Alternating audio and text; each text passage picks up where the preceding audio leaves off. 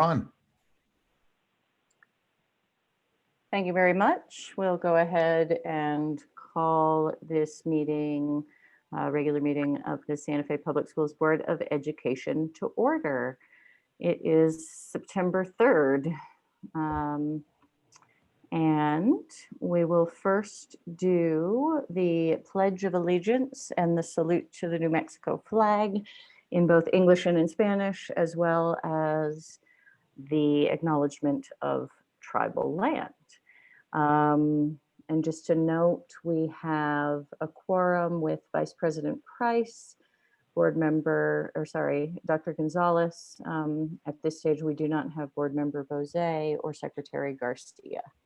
Wait, we do have. I'm sorry, can you say that again? Oh, here comes Board Member Bose. Marvelous. There she is. Hi.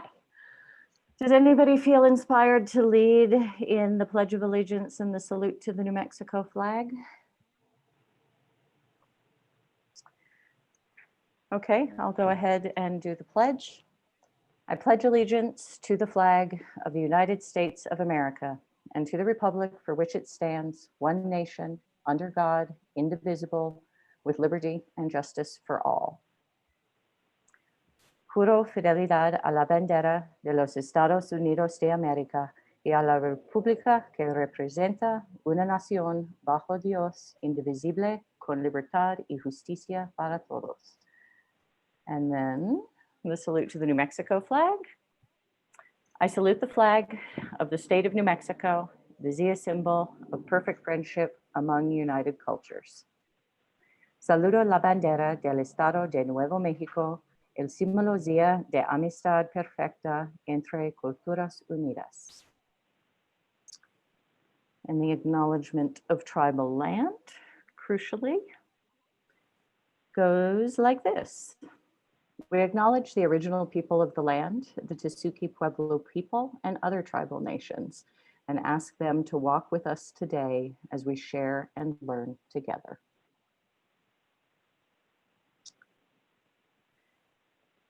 Okay, now on to approval of the agenda. We have one change that I know of, so I'll go ahead and make a motion. We're going to not have our community partners presentations under presentations today. So I would move that we approve the agenda while removing item 8A, community partners presentations. I'll second that. This is Sarah. Thank you, Board Member Bose. Yes, Dr. Garcia. Oops. Madam President, can you hear me? Yes. Okay, thank you. Nice and loud to begin with. Yes, thank you. I need to ask for the board to remove, we have it down as tentative, but under action number 9, items B and C need to be postponed for today. Okay, so we're postponing item 8A and 9B and C, the collective bargaining agreements under action also being postponed. So I will amend my motion to reflect all 3 of those postponements. Is that good with you, Board Member Bose, is the second? Yes, absolutely. Okay, we'll do a roll call vote. Vice President Price? Yes. Secretary Garcia, not with us yet. Dr. Gonzalez? Yes. Board Member Bose? Yes. And the president votes yes. Thank you. We've approved the agenda. Now we are going to go into executive session. In Secretary Garcia's absence, would somebody make a motion to take us there, noting the items on the agenda we'll talk about? Go ahead. I move that we move into executive session where we're going to be discussing collective bargaining and MSA 1978 2020-2021 National Education Association of Santa Fe and Santa Fe Public Schools Collective Bargaining Agreement, and 2020-2021 Santa Fe Federation of School Employees in Santa Fe Public Schools Collective Bargaining Agreement. Thank you very much, Dr. Gonzalez. Is there a second? I'll second I that. second. Thank you. We'll do a quick roll call on going into executive session. Vice President Price, Yes. Dr. Gonzalez, Yes. Board Member Bozay, Yes. and the president votes yes. We will be back in the regular session right around 5:30 for anybody who's watching. Thank you for being here, and I'll see all of you in the other place. Hey.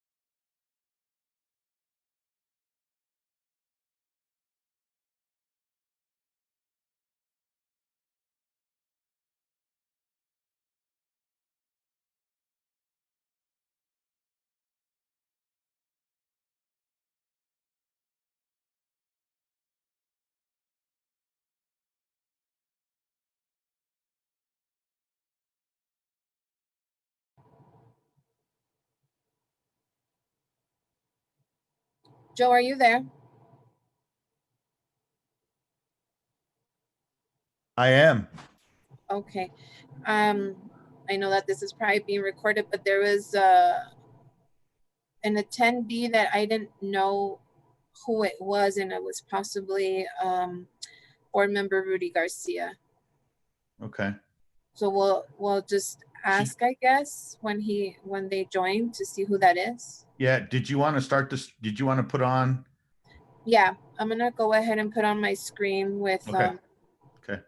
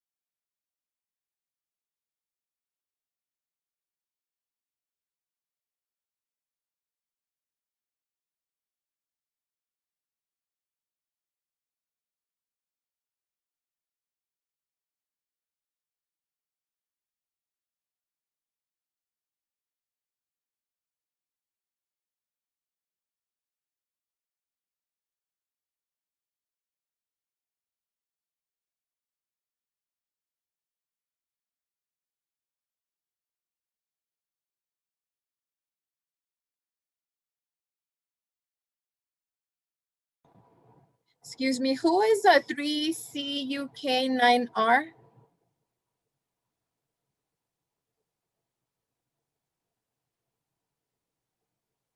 Rudy, okay, Yes, yes. you're Do I in the hear you? wrong meeting. Okay, so I'm gonna go ahead. You need to go into executive session. This is the regular meeting. So I'm gonna get totally out of this, right? I don't know if you need to get out of it or pause it. Joe, what does it need to do? Do you know? Joe, are you there?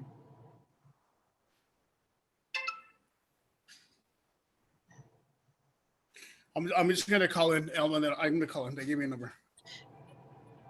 Okay. You want me to give you the number? I have it. Oh, why? Sorry, I can't give you the number. We're live, Rudy. No problem. I got it. We're good. Okay, you can mute yourself here. I can mute you. I'll meet right now. Okay, you're good. And you can turn off your screen, your camera if you like.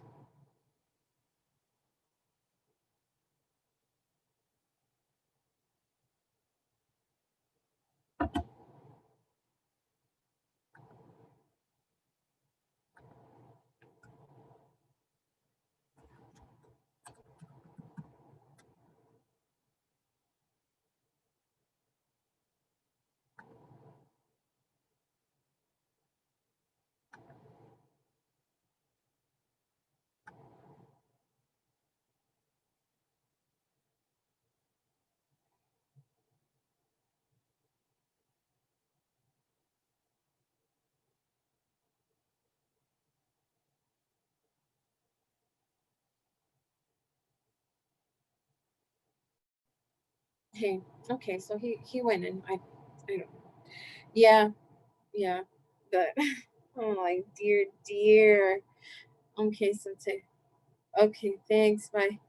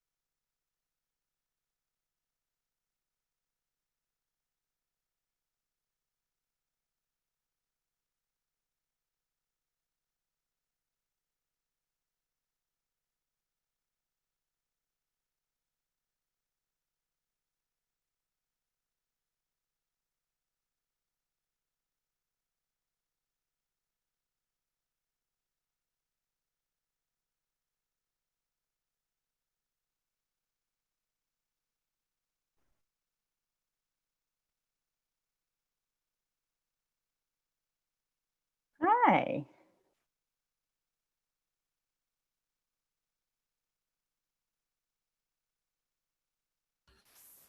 Hello there. How's everybody? Right on time, Mr. Board President? Yeah. Looks pretty good. I think we have Vice President Price. Is that correct?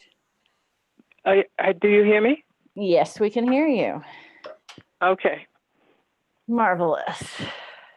So we'll just give a minute or two for Dr. Gonzalez and Board Member Bose and Dr. Garcia.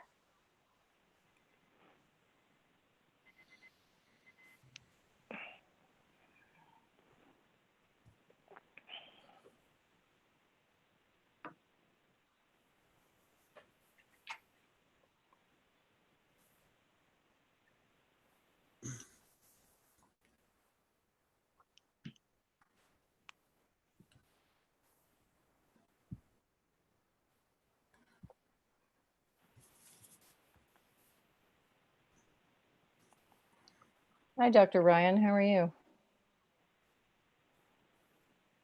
I'm amazing. Good. Yeah, I like that answer. It's a choice. It is a choice That's we very, should very, all be making. I like that.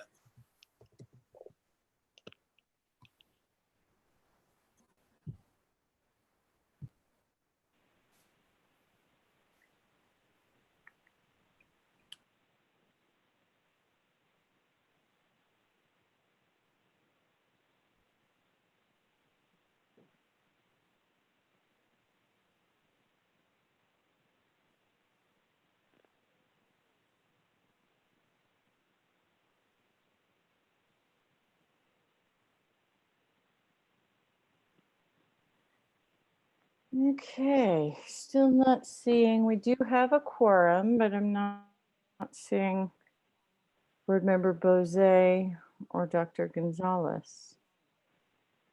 Oh, it's 1 minute past. That's all right. There's Board Member Bose.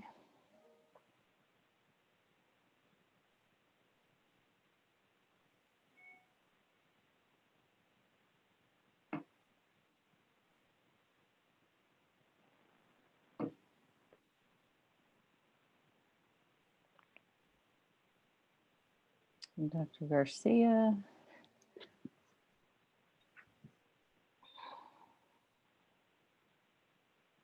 I thought I saw Dr. Gonzalez come in. Oh, yes, there she is. Sorry. Okay, we're all here. Secretary Garcia, you want to bring us back from executive session? Yes, Madam President, I'd like to take the Board of Education for item number 2 on the agenda, executive session, where we talked about collective bargaining, NMSA 1978, 10-5-1, H5, where we talked about item number 1 is the 2021 National Education Association of Santa Fe and SFPS, Santa Fe Public Schools Collective Bargaining Agreement. And also item number 2, 2021 as well, Santa Fe Federation of School Employees and Santa Fe Public Schools Collective Bargaining Agreement, and that which no action was taken as a motion. I'll second that. Okay, thank you, Board Member Bose. We'll do a roll call vote. Vice President Price, Yes. Dr. Gonzalez, Yes. Board Member Bose, Yes. Secretary Garcia, Yes. and the President votes yes. We are back in the regular session. Thank you very much.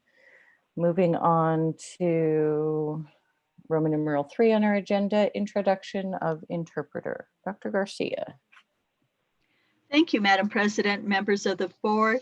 Para su servicio de traducción en español, marque 701-802-5152, número de acceso 4277-932#. Por favor, mantenga su teléfono en silencio durante la traducción. Gracias. Thank you very much. Moving on to Roman numeral 4, our union update, and NEA President Grace Mayer, I believe I saw with us. Yes, There Yeah. you are. Marvelous. Welcome. Good evening. I want to share a message that I wrote to the membership and then give a little bit of an update to the board. So, dear NEA Santa Fe membership, despite long hours and technology challenges, we did it. We rallied around our students, our colleagues, and our chosen education profession and made it through the first week of full week of online instruction for fall 2020. Congratulations. Please know how much you are valued by your union, NEA Santa Fe and NEA New Mexico, as well as your district, Santa Fe Public Schools. Your continued dedication to the students of Santa Fe is truly remarkable. As we move forward into the next 9 weeks in the remote teaching learning model, pace yourself and make sure to balance your needs and the needs of your family with the obligations of your job and our work. Your contract protections, contract hours, preparation times, breaks, 30-minute duty-free lunch time, and class sizes are still in place. Start to make yourself aware of what you are capable of accomplishing in a single day or a week. There is a lot of need in our community, and it's our job as educators to provide an education to our students.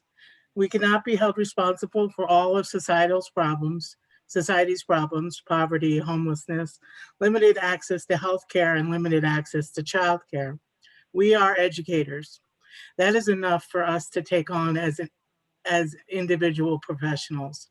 We do have incredible counselors and social workers and nurses that assist us in these social and emotional learning areas, and we must relinquish most of the work to them to follow up with our families and take on some of the enormous burdens we as educators are asked to take on. Educators are nurturers, and we want to make things better, but we cannot do that at the expense of our health and well-being. We need to maintain a balance between work and family life. It is okay to take a day off or walk away from your computer and take a break sometimes. Your union supports you and will honor your contractual rights. Thank you to our nutrition workers and our bus drivers who are providing meals to our students and working with community and family members to ensure that they get the resources that they need. The district has asked us to renegotiate the 4% raises that were approved by Santa Fe Public School Board of Education and ratified by NEA Santa Fe. The executive board, NEA Santa Fe Executive Board for our certified staff. We are still negotiating this part of the contract. We will keep you posted on all our efforts. The New Mexico Public Education Department approved the Santa Fe Public School and NEA Santa Fe reentry plan, which includes remote learning for the first 9 weeks of 2020-21. The 2020-2021 school year, and then a hybrid model to return incrementally in a 5-to-1 ratio if rates of transmission of the virus are below 1.05. NEA also, and this is an update for the board, NEA Santa Fe started a book drive, the 1,000 Book Challenge, for our kindergarten and first grade students in collaboration with the Collective Works Bookstore, the Georgia O'Keeffe Museum, and other community partners, including members of the Interfaith Coalition who helped to set up the arrangement with Collected Works Bookstore. We've handed out over 500 new books to our students. We're grateful to all those who have donated the gift of reading. I have a list of some of the schools that received those, and I was just going to read you that from that list. Salazar received books 30, Cesar Chavez 65, most of which were bilingual, EJ 40, Sweeney 45 to 50, bilingual or Spanish. Nino Otero received 80 books. Some were also for some upper grades that were donated. Nava, 80 books for kindergarten and first grade, and Chaparral, 60 books. And I think I'm missing one more, but we've been pretty successful in trying to get those out to students during some of the pickups with the other curriculum materials that were passed out. So I thank the principals for their efforts in helping us do that. That is my update. Thank you very much. That's excellent stuff. All those books going to those schools. Thank you for that. It's really good to hear.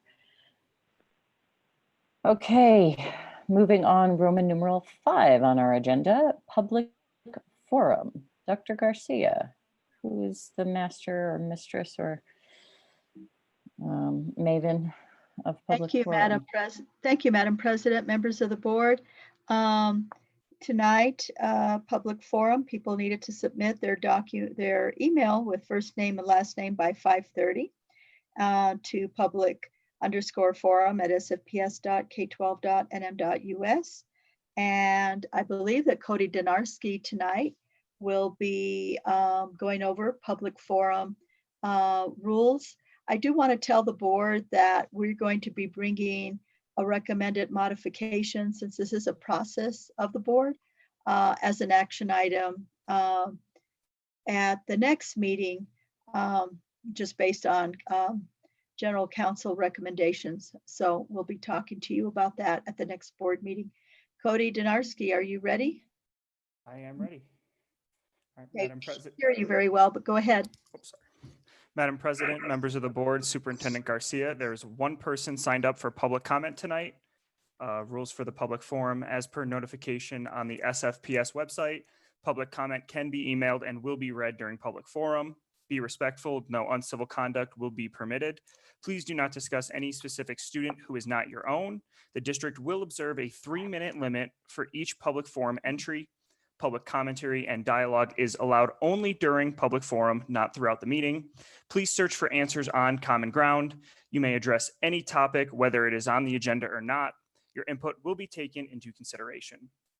Please be advised that the board may discuss your issue during the meeting, but by law, the board cannot take action on items that are not on the agenda.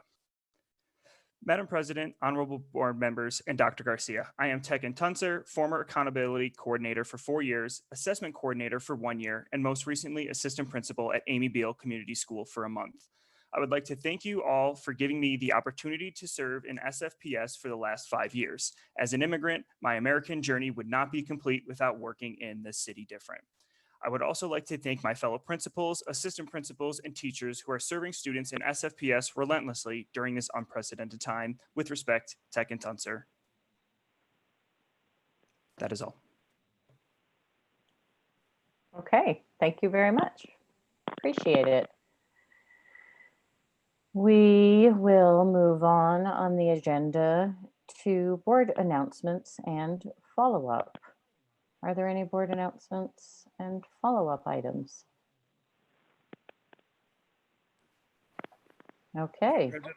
Yeah, go ahead, Secretary Garcia. Thank you, Madam President. Just really, I would actually like to thank the individual that actually wrote that letter. That was very nice and kind, and those good words actually help us out. And just on another note, just once again, thank the entire district for, we're going through some different times in this world, in this nation, and just thank you, staff, for. I cannot hear Secretary Garcia. I'm sorry, I'm just saying we're actually going through some challenging times this year, and through worldwide as well as the nation. And I just like to thank all the staff who actually puts things together. I drive by Capitol almost every single day, and several of my schools in the district and staff, they're there. You know, especially those, everybody's there. But just thank you all once again. It's just a hard, challenging thing, but thank you. Thank you. And it does help when you get closer to your microphone. I would echo that, and Ms. Mayer touched upon it. We are nearing the end of our second full week, and for those of us with kids navigating it, and know how hard the teachers are working and the folks behind them. So big thanks to everybody in the district. We know it's been a huge amount of work, and as Ms. Mayer said, you've done it. It's up and running, and it's getting better day by day. Thank Just you. one other thing really quick, Madam President. Mm-hmm. I've got a couple of calls in regards to some kids that went to Ortiz Middle School, and then they transferred to, let's just say, a different school. And this year, when they went to the school that they were at last year, they didn't have no record of them. And so parents supposed to be called and said that he was like 600 in line to get the call returned. Is that true? Not true? Go ahead, Dr. Garcia.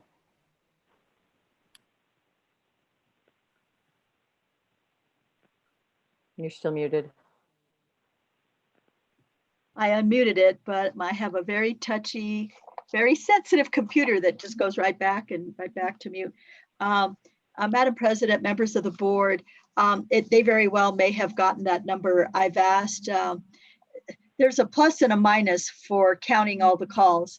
And so if it's not cleared out of the system, the calls become cumulative and they're marked that way. If people call several times, their item might have been taken care of, but if they call back and they call back and they call back, that adds to the number. We had problems with IT. We also had problems with registration and enrollment. We put various game plans in place. We put additional numbers on the website. We added more secretaries to help answer calls. We extended hours. And I think a lot of that cleared out. But at the end of the day, they very well may have gotten a response that your number 600. That doesn't inspire confidence. It doesn't make me feel happy to know that. And I understand that that would upset people. But I do think we did our best to mitigate that. Thank you, sir. Very good. Thank you, Madam President. Then also in regards to, I saw in another school district for some of the areas that the hotspot T-Mobile may not be working too well. Do some of our buses have hotspots that we can actually park them in, I don't know, just a rural area or in an area that is kind of in a valley area that doesn't have very good reception? Is that possible? So, Madam President, members of the board, and I may defer to Dr. Ryan, we've talked about that. We also have been able to pay for internet access, and we are doing that. We also are partnering with partners who also want to pay for internet access, because you are absolutely.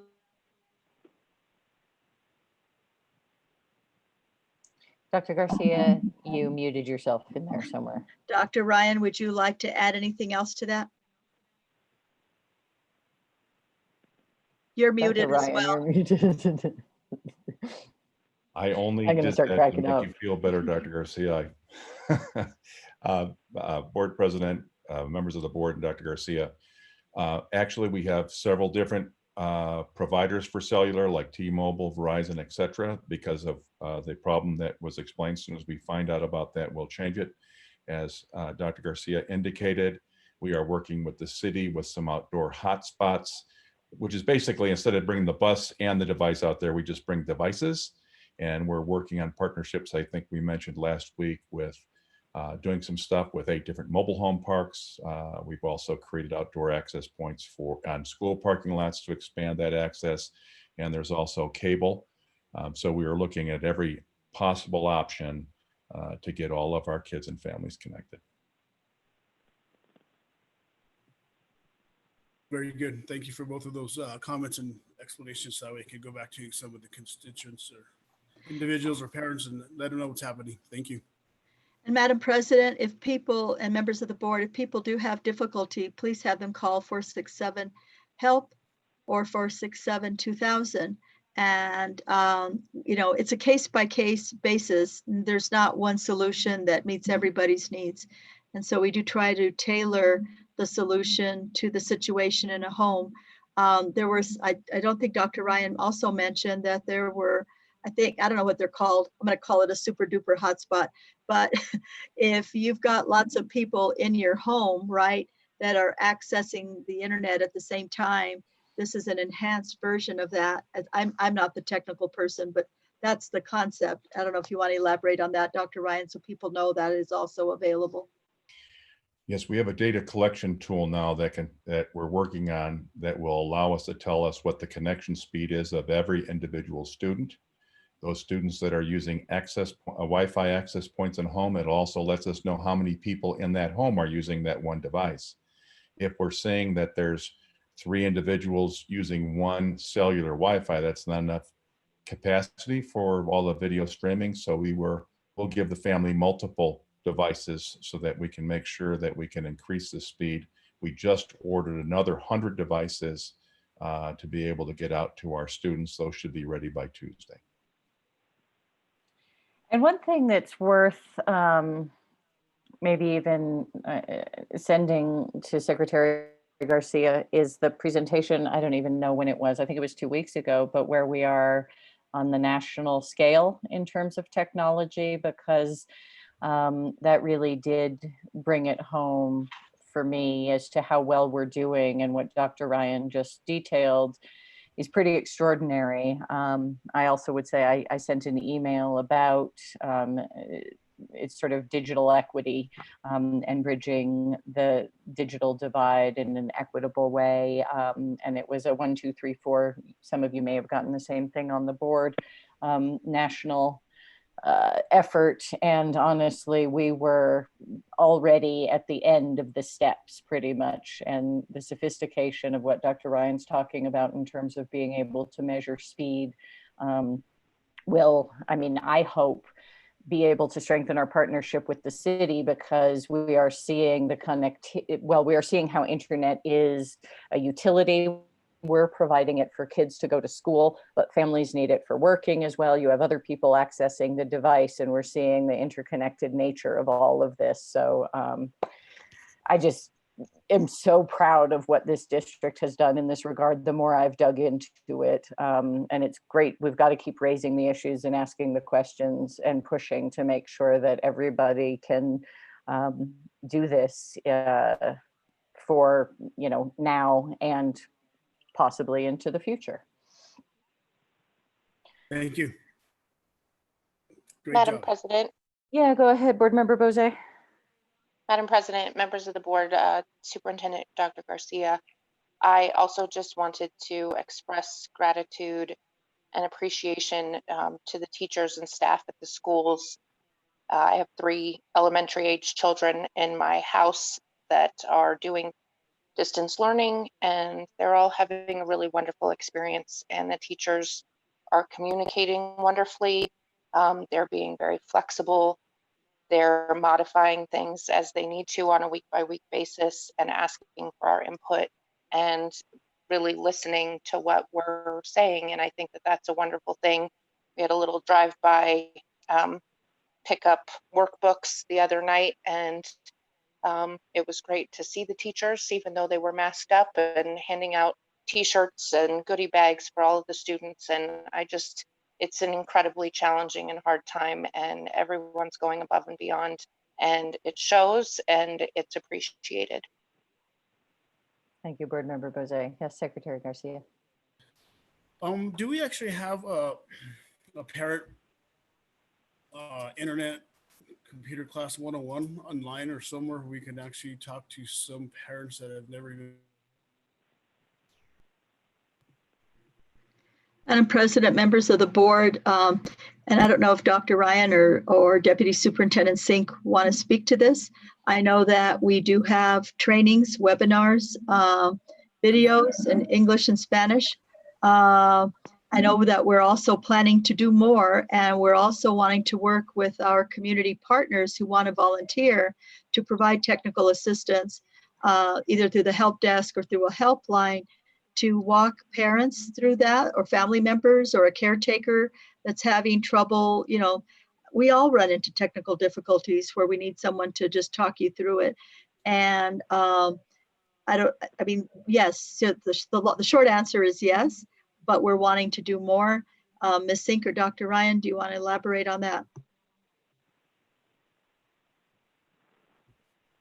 I started with turning on my mute this time before the video.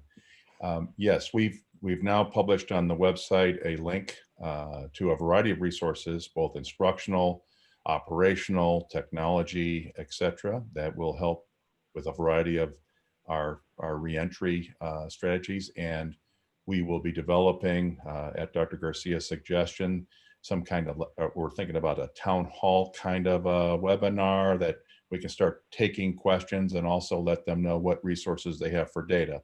Anytime someone has problems with a network, 467 help, or email our help desk, or even just drive by the technology building, we'll have staff there to answer questions and provide the resources that are needed. On that point, Madam President, Go ahead. if you haven't had an opportunity go to the website and click on the green button that is about Santa Fe Public Schools reentry guidance documents. I think it's resources and information or something like that. Short story, click on that green button. It's going to take you to like another web page that is so well organized. It's all things reentry. You will love it. There's so many resources there for families, parents, staff, students. I mean, all of our stakeholders, all things reentry. You'll really like it. It's a great resource, and that's another place where you can get help. There are also videos there. There's also the videos from the forums that we had in English and Spanish, where we answered a lot of questions, both from staff and family. Dr. Gonzalez. Thank you, Madam President, members of the board, Dr. Garcia. I've been talking to some of my constituents, and at first they were feeling like it was, everybody wanted a schedule, right? Including the parents and the teachers, and you developed a schedule. And then they said, oh, it's too strict. We need more flexibility. But I'm finding out that the teachers are being very flexible with the students, and that's great. So I really appreciate what all of you have done, and I really appreciate what the teachers are doing, and they're working really hard to accommodate the students where they're at. So thank you. I want to echo that. I've encouraged, as Dr. Garcia knows, a lot of people to reach out to their teacher and or principal and ask for flexibility and actively communicate. And I have heard without fail that the teachers have and principals have been incredibly helpful. And I have had an almost completely perfect rate of follow-up with people saying, thank you, I got what was needed for the student in my family. So I cannot applaud enough the flexibility that so many teachers and schools are showing, and how that's been working. And as long as we stay kind and flexible and communicate actively, I think we'll be good. Yeah, Dr. Gonzalez, go ahead. I forgot to add this, but I really think that the town halls are really good, and that parents are going to come to the board meeting and listen to all of this, but they want directed, information about what they're going through. So I think it would be really good if you could have some more of those. Thank you. And just one last thing, and you know what, we don't have to answer this, but Madam President, just on those notes is, what's really interesting, and it's when I think Christy and her team, when we were going through the general obligation bond the one before last, she actually had a little cartoon that actually explained it. And it seemed like people really got it, because if you don't understand how a project works, it's like, what? But it was actually kind of very to the point, but you had the little animated individuals. But thank you. I love a little video instructor myself. Something like that. All right, any more word announcements and follow-up? Thank you all for the rich discussion. We will move on to Roman numeral 7, superintendent announcements and follow-up. Dr. Garcia. Thank you, Madam President, members of the board. I want to echo what NEA Santa Fe President Grace Mayer said. Thank you to all of our employees. NEA Santa Fe employees, the Santa Fe Federation of Educational Employees, all non-union covered employees, everyone. They've been amazing in getting us through remote learning. I could tell you countless stories of people doing amazing things, going above and beyond, doing all they can to be helpful in so many different ways.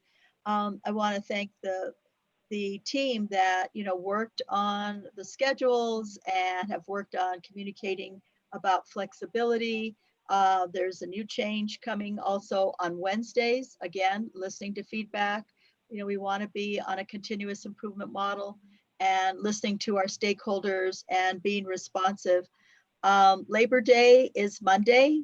I hope that you all of our employees and will take that opportunity to enjoy a 3-day weekend with your family. I hope that you will be safe.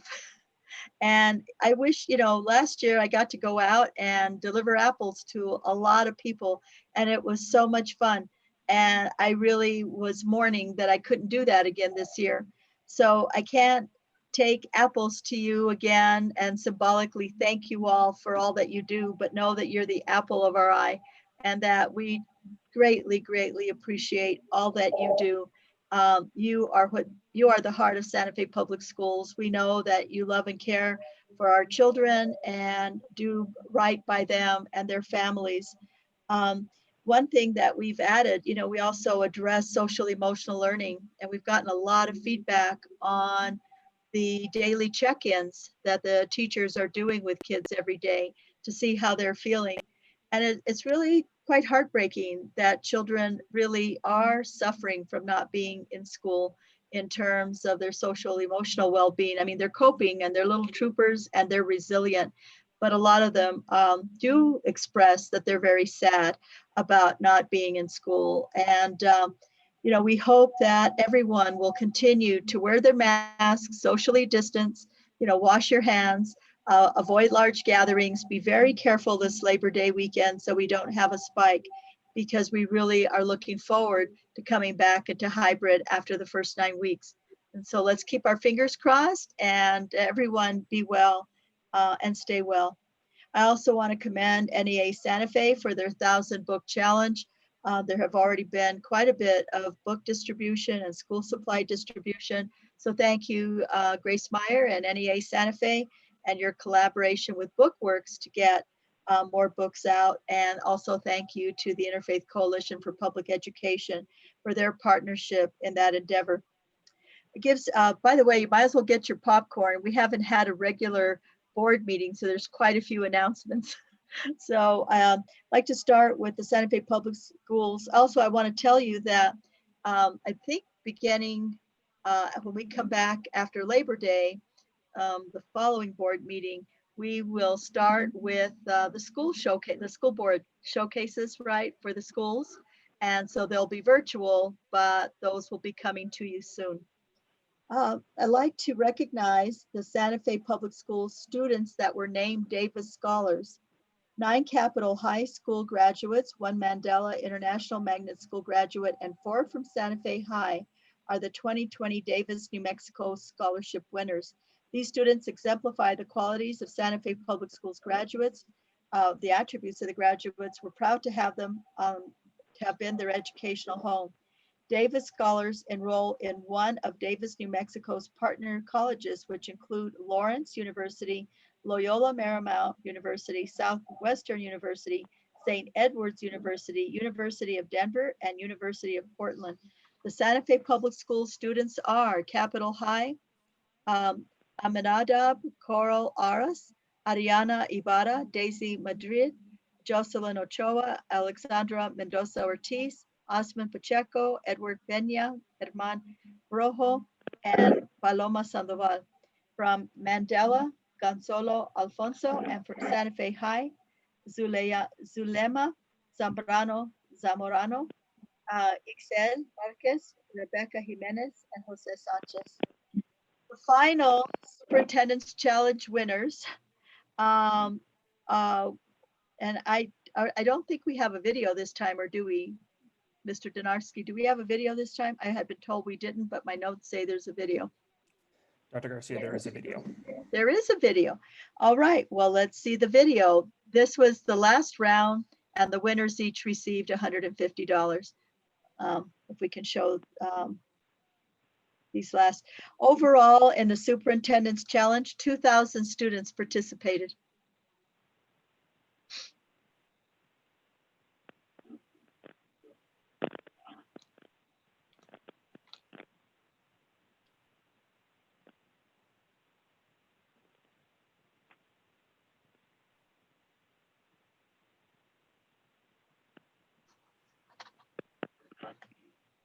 Harmony Leva,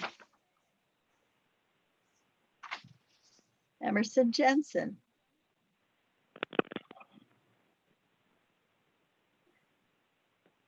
Valentina Guzman, that was art projects, and she created a video. Mira Tompkin, this was a Lego restaurant. Stella Tilson, freestyle chalk art on a wall. Alicia Dockley, that was African-American paintings. Chantel, art cloud painting. This was an essay on ancient Egyptian magic. Art, flower made of clay. H.A. Munoz, watercolor about social distancing. Rylan Martinez, Santa Fe High freestyle computer comic. Toba Novak, that was a game that was created. Adam Castaneda, a one-act play, sweet like molasses.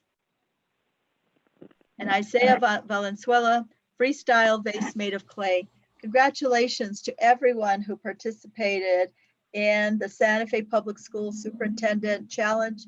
When I can get back to fundraising again, we may have a different challenge with a different focus, but I have to tell you, the creativity and the work that people put into this, the Superintendent's Challenge was quite amazing. And aren't our students talented?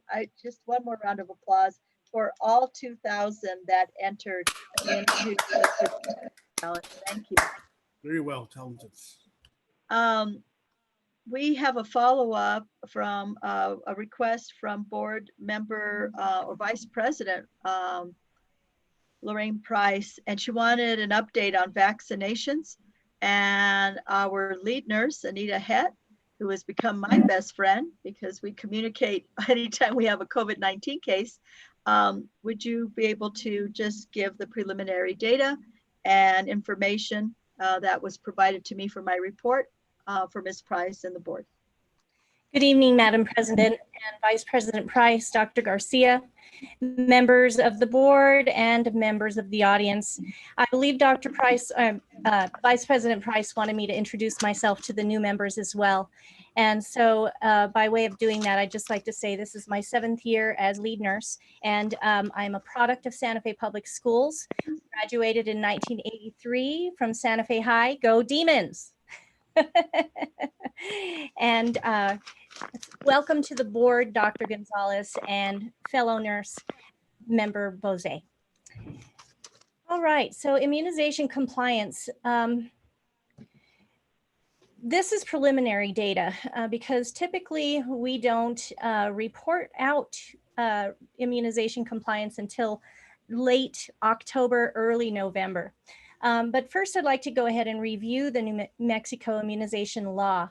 As many of you know, New Mexico immunization law requires that all students be up to date on their immunizations, or that they have a valid and approved exemption, medical or religious, from the New Mexico Department of Health, and it has to be renewed annually.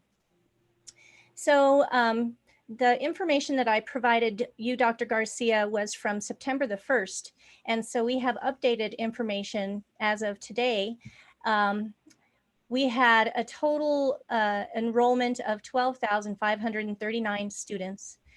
Of those students, 11,051, which is 88.1%, are compliant with immunizations. 1,237 is 9.9% are not compliant at this point in time.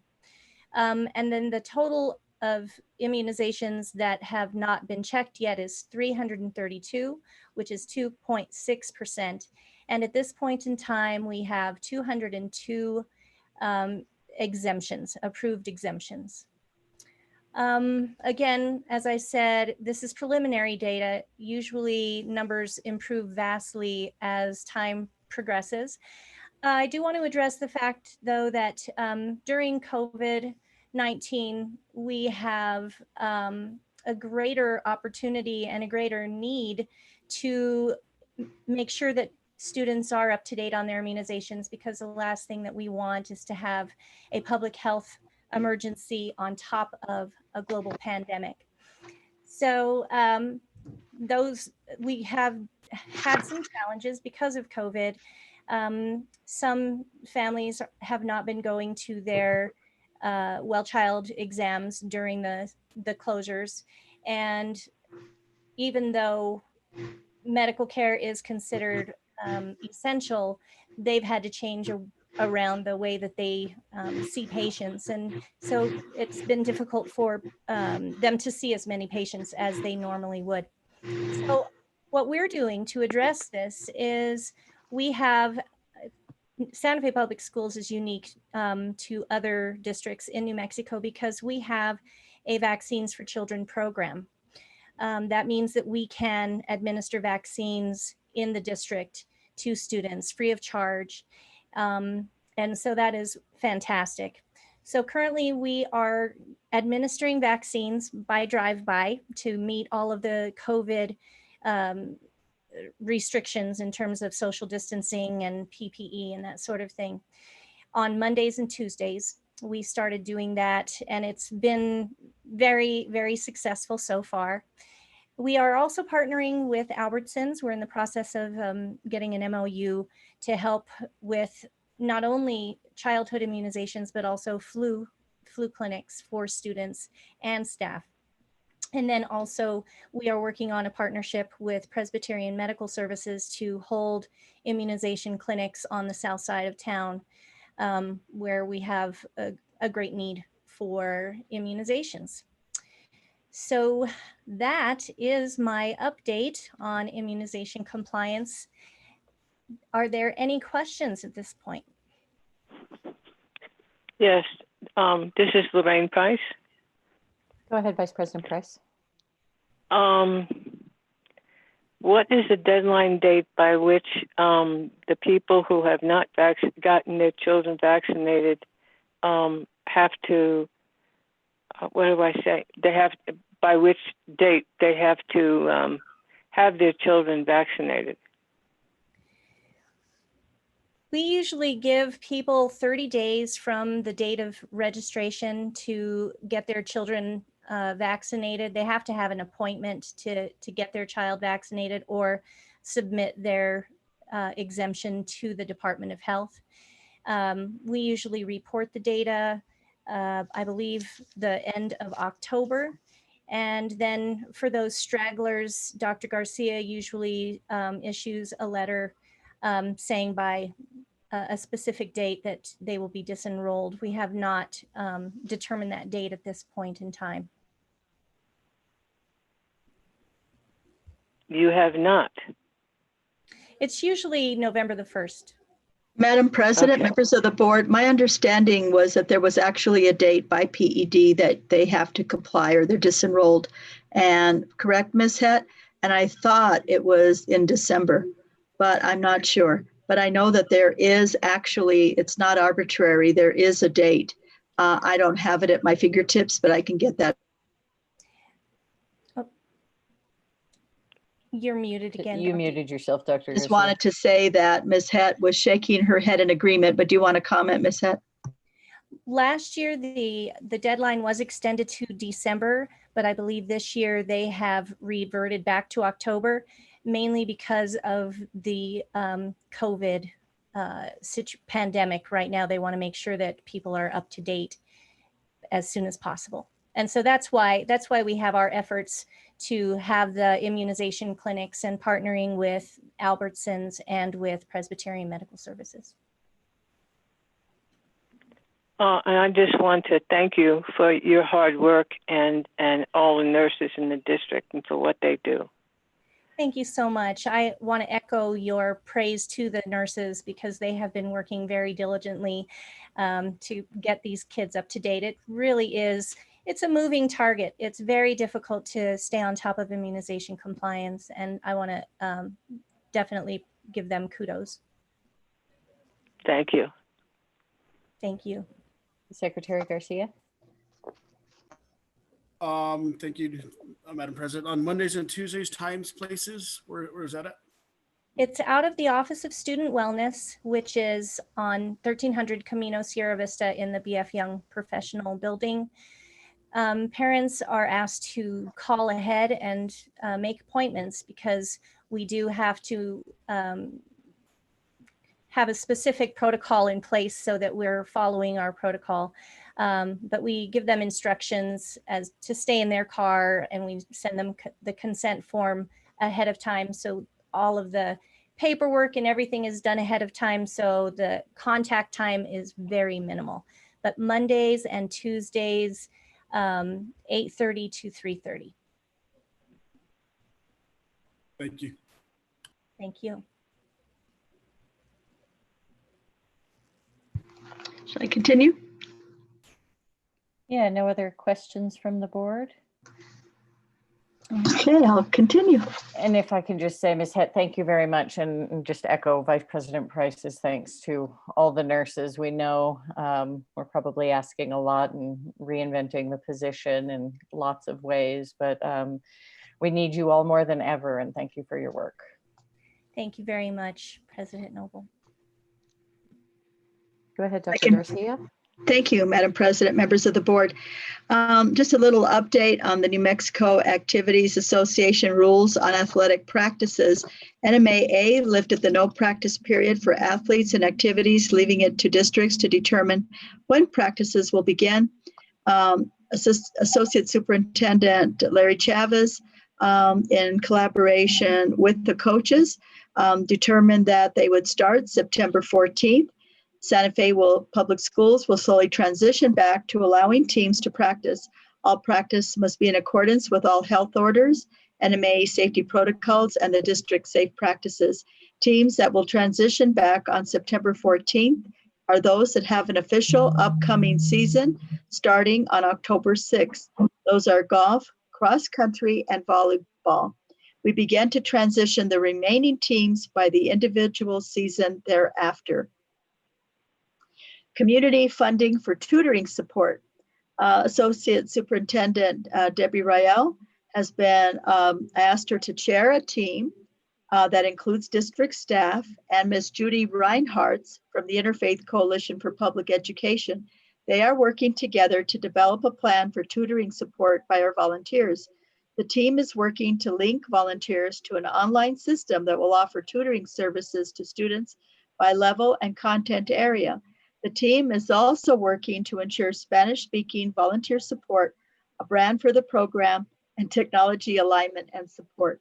Additionally, Partners in Ed is fundraising for Santa Fe Public Schools to purchase additional licensing for our textbooks so our tutors can use them to help our students, because we only had enough money for the students and the teachers, and so didn't have enough money for the licenses for the tutors. So we really are grateful to Partners in Ed. So thank you, Partners in Ed. Thank you, the Interfaith Coalition for Public Education.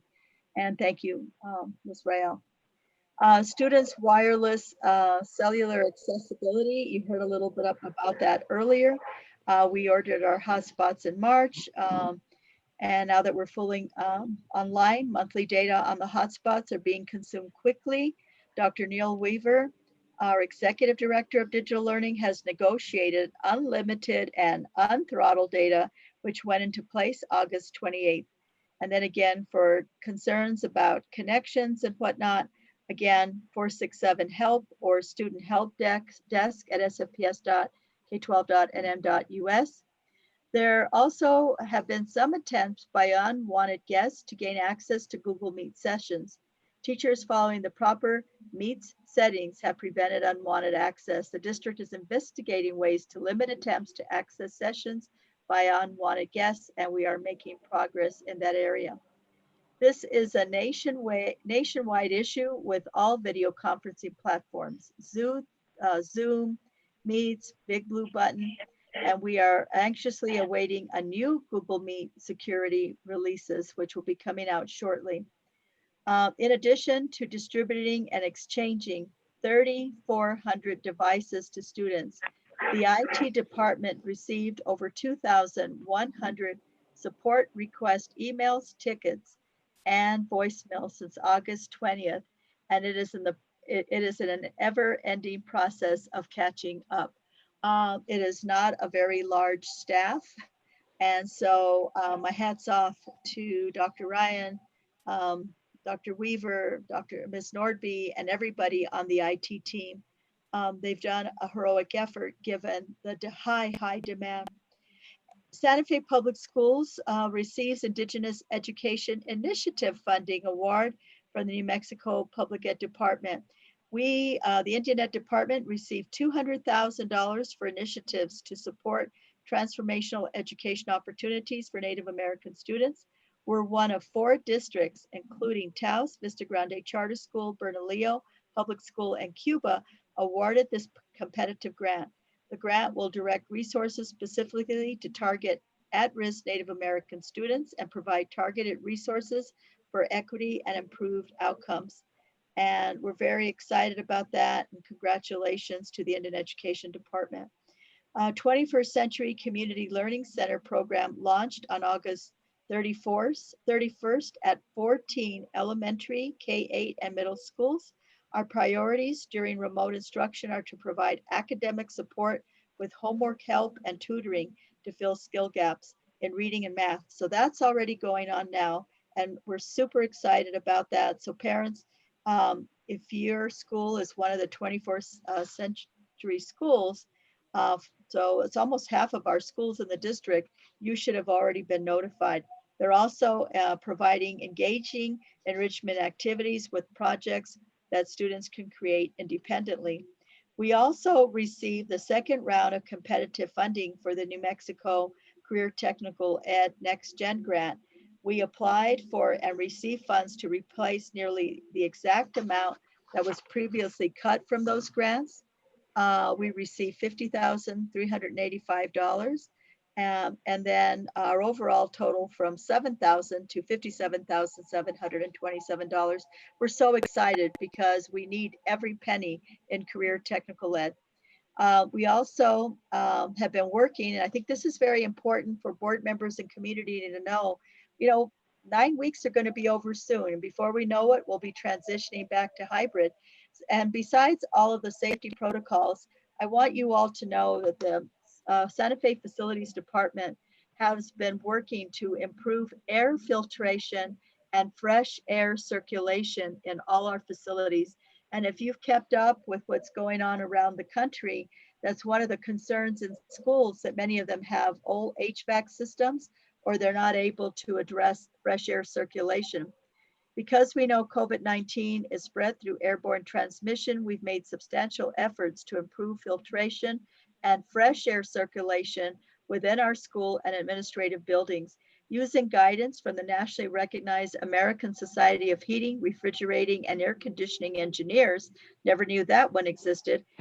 Here are some of the improvements we've made. Flush buildings with outside air before and after each school day, where systems allow, install improved filters, introducing more outside air during the school day without compromising comfort. That will be a trick. HVAC upgrades in some facilities and providing portable and permanent air filtration systems were needed. So I just want our families, our parents to know that we are paying attention to everything to keep our employees and our students as safe as they can be when we re-enter our buildings. We also made a shift in the Wednesday schedule. So along with the flexibility, Wednesday schedules in elementary and secondary schools are being shifted regarding attendance taking. Secondary teachers will not take attendance on Wednesday, so they can spend more time supporting students on one-on-one, and other students can work independently offline. Elementary teachers will provide wellness activities and work with students who need one-on-one support. These new schedules will take effect on September the 8th. 2 more, we're almost done. Flexibility by teachers. I think you heard about it earlier. Associate Superintendent Zink and her team have been working and listening, and the K-5 schedule was a template to use for essential learning time for reading and math, with each school adding specials within their schedule.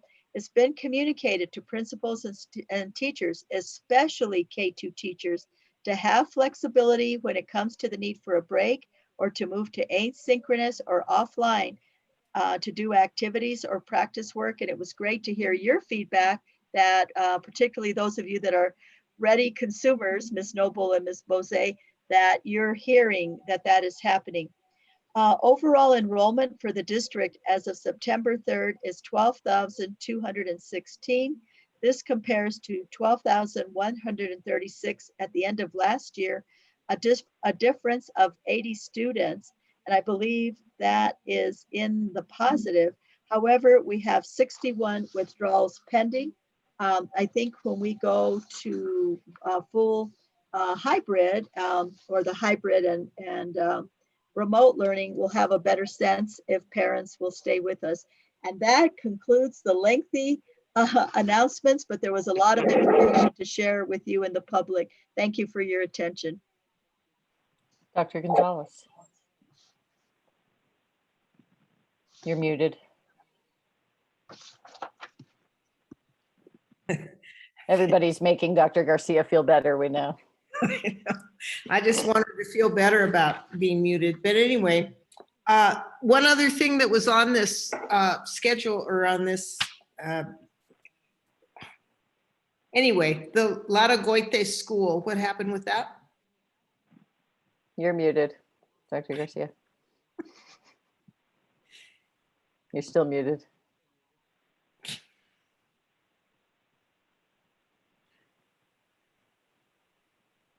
No. Madam President, this is Rudy. Just really quick on that note. Also, I keep looking here to the left and people are probably wondering, what is he looking at? But I have the, not fiscal agenda, but agenda here. That's why I keep going back and forth, but I had caught that as well. Board Now we're President all Noble, interested. I could Yes. respond for the superintendent if she's not able to. Yeah, please. She seems to have permanently muted herself somehow. We hope that that's remediable. Go ahead, Mr. Romero. Dr. Gonzalez, it was a report out to the board in its entirety. I know you were involved with helping me make that notification and pass that information on. Unfortunately, I had trouble getting a hold of Mr. Philip Larragoita. So I'm hopeful that he received that message and the family is informed. I need to tell you that I did talk with him before, and I gave him I told him that you were going to be contacting him, and I did tell him, but I don't know what's on the plaque or anything, so I told him to be sure and talk with you. But I know he's hard to get a hold of because I had a really hard time getting a hold of him. So, okay, I'll be expecting to hear from him. If not, I'll do my best to reach out and try that again. Thank you. Okay. Thank you. Thank you, Mr. Romero. Okay, well, I think Dr. Garcia is trying to log back in, but we had fortunately concluded the superintendent announcements and follow-up. I'm guessing we can go on to the action items. Just trying to see if we get her back. We need to ask Ms. Sink to be in that honorary chair. I'll just double check and see if she's texted. Okay, nope. Whatever you need me to do, President Noble. All right, I think we are okay. Just asking that, because we're going to move on. We've taken the presentation off the agenda, which is Roman numeral 8. So we're moving on to our action items and our consent agenda. Did any board members have any questions or want to remove anything? There's Dr. Garcia. I was just moving us along to the consent agenda. And we hope we'll be able to hear you, but clearly you can hear me. So that's a good sign. Any questions or things you want to remove on the consent agenda to the board members, or can we have a motion, please? Go ahead, Secretary Garcia.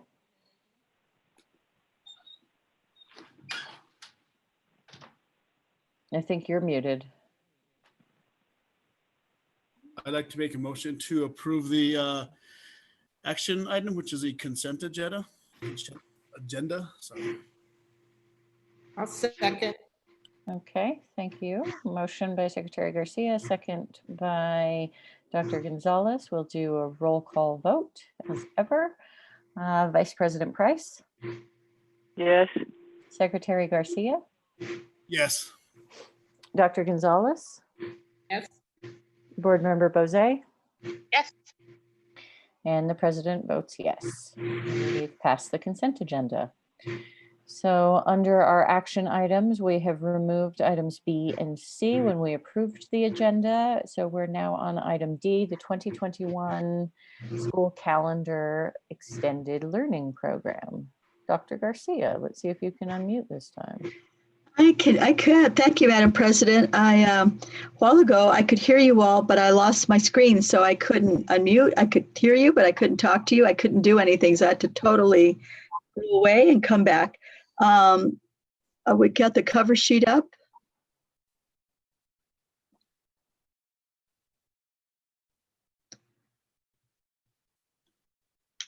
So this item, Madam President, is a requirement by the Public Ed Department that the calendar be approved by the board. This is after the fact. We added the additional days. If you remember, we added 10 extra days for extended learning. And we also, I believe, also added, oops, can you go back to the other, can you go back to the cover sheet, please, Ms. Bahar? And also to June 7th through the 18th will be additional time. At the end of the calendar, Associate Superintendent Rael is available. Ms. Rael, did you want to add anything to this? Good evening, President Noble, members of the board, and Superintendent Garcia. No, I believe you've captured it in that description. We are just seeking to add those additional days in the calendar. And it's a requirement by the PED now that when we apply and we add the extra days, because the funding will come in through the SEG, we need to have shown that the board took action and approved it. And so there, we did not meet at the time when we added the days on the front end. So, and we got notice pretty late. So they allowed us to do it this way. So we recommend approval. Thank you very much. Any questions from the board on this item? Is there a motion? So move, Madam President. Move to approve. I'll second. Thank you, Dr. Gonzalez. We'll do a roll call vote. Vice President Price, Yes. Secretary Garcia, Yes. Dr. Gonzalez, Yes. Board Member Bozay, Yes. and the President votes yes.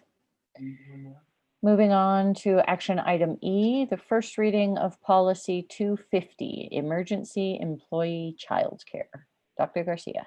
Yes, thank you, Madam President, members of the board. I believe our general counsel worked on this policy based on PED guidance and requirement. As you know, and you've been leading the effort around childcare in our community, is a huge need. And this is just one tiny piece of the puzzle and all of the options that are available. But if we want to partner with an outside agency to provide childcare for our district employees, we have to have a temporary policy.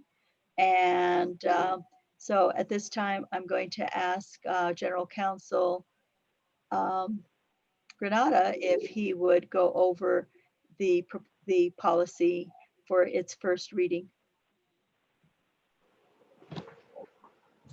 Good afternoon, Board President Noble, board members. As Dr. Garcia indicated, we got guidance from the Public Education Department in conjunction with the New Mexico Early Childhood Education and Care Department to draft a policy which would allow the board, or which would allow the district to look into childcare opportunities for employees during the COVID-19 pandemic. The policy that we have before you is short. It's only this one paragraph, and it's essentially allowing for the superintendent to develop procedures and policies about childcare during this pandemic. The policy before you will expire by its own terms at the end of this year, December 31st, 2020. Obviously, it depends on what happens with the pandemic, and we'd need to bring it back to the board in order to extend this policy. And so at this point in time, the policy is fairly broad, as I said, and we will work together with the Public Education Department and the New Mexico Early Childhood Education and Care Department to explore opportunities to provide childcare for employees. And so I'll stand for any questions.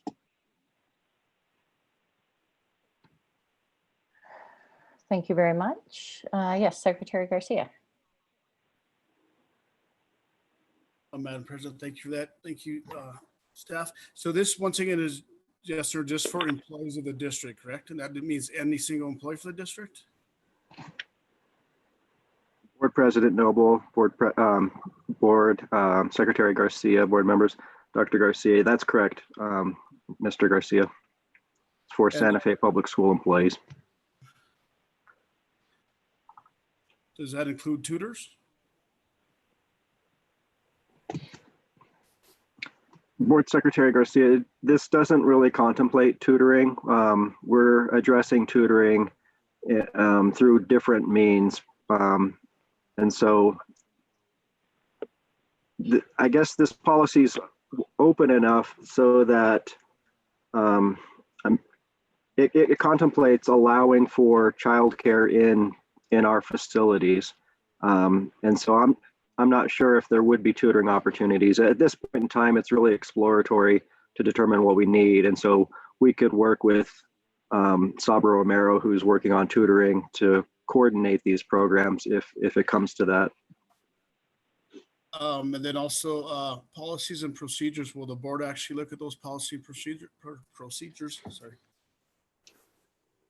Board Secretary Garcia,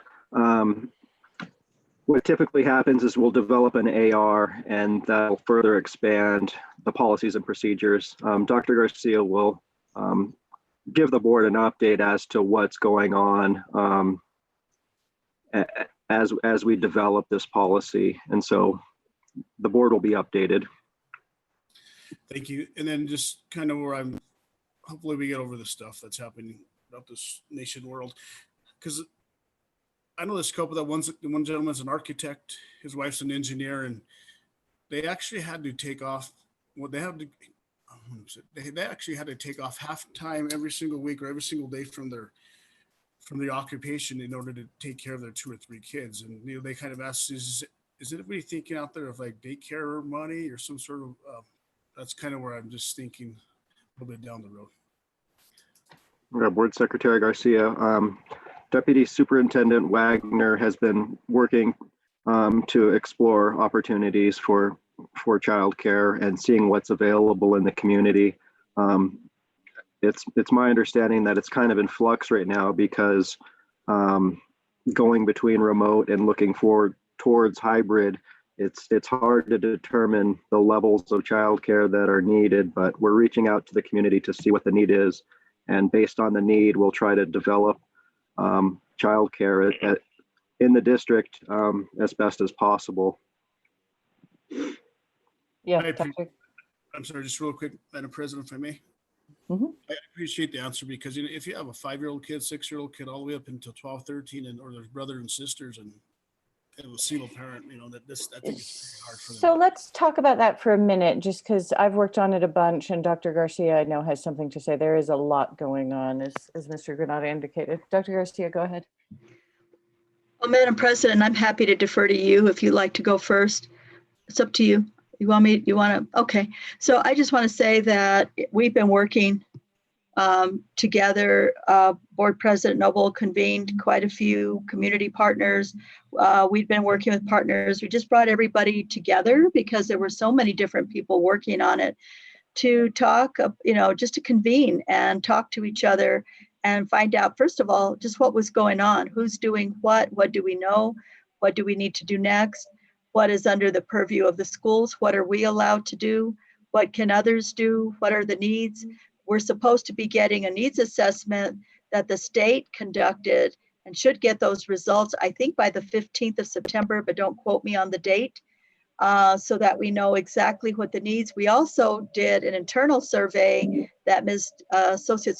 Deputy Superintendent Wagner developed with internally with the data analysis department. And we found out that roughly about 200 of our employees need childcare. Now that's, again, I don't remember what the participation rate was. The programs for childcare are for children 12 years and younger. We are working on a broad communication strategy on the Family, Friend, and Neighbor Act, where if you qualify financially, you can get money from the state to provide childcare that can be provided by a friend, a neighbor, or a family member. So that will be helpful to a lot of families. We are working on this. We are looking at partnering with other community partners. This particular policy will help us when we're in hybrid, so that when the kids come to us for 2 days a week and then should be at home and maybe parents need to work, we might be able to, if we have the space, provide some additional, what they call student supervision under this license. This is limited, it's through December 31st. So the needs are great. I think they'll far exceed what is available in the community, but we're all working very hard together to try to figure this out. I don't think any one of us has the 100% solution to it. And just to add to that, it's really a fascinating thing, and it's the intersection of my day job, which is early childhood, which is where the child care subsidy is administered, which is what Dr. Garcia referred to, that is now available for family, friends, and neighbor care. Like technology and access for students, this is a nationwide issue. We're seeing sort of this public education reinvention, and the childcare industry is doing the same, and it's enormously complicated. Dr. Garcia just provided a bunch of the details, all the way to something that's student supervision. That is a possibility for the district, and I really appreciate all that the district has done, Dr. Garcia and the team, to lead on this, because it really is a crisis, and it's just what you identified, Secretary Garcia, that people are having to forego earning because they're caring for their kids. It's increasing stress in families. I mean, there's just so many things. And it's a little bit surreal that we are figuring out childcare while schools are closed. And that tension is something that, and sort of the dynamic of it is something that I just can't get my head around, despite many, many days and hours of thinking about it.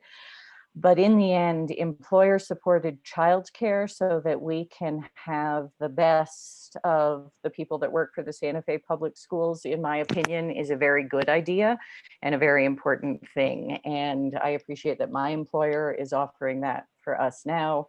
There was a big feature in the newspaper about the State Employees Credit Union offering some options. And again, this is just, the mayor called me about that and was asking a number of things that it turns out was, his primary thought was around city employees and their ability to do work. So it's the intricate connection that we're seeing laid bare between education and economic development that we haven't, in a way, in any of our lifetimes. And anyway, I appreciate bringing this policy, which is necessary, because what the PED said and all the work that's been done around this, but we will never again, I hope, forget the connection between schools and people's ability to go to work, because right now it's really exposed.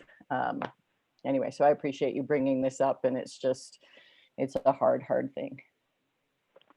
This is Lorraine Price. Go ahead, Vice President Price. I just want us to be careful. The superintendent doesn't write policy. I mean, doesn't, we vote on policy. She implements the ARs. That's one thing I wanted to say. The other thing I wanted to say is I hope these friends and who could provide childcare, I hope they're going to be vetted. Madam President, on that point, I just want to clarify, the family, friends, and neighbors care is not Santa Fe Public Schools endeavor. We have been asked to get that information out. CYFD, in order to provide the funding, the people have to have a background check. So that's what I'm saying. Yeah. Yes, and then of course, the policies, we do write them, we bring them to you to vote on them or amend them, and then we write the AR. This is the process we have always followed. That's right. I just want, because it was getting muddy there.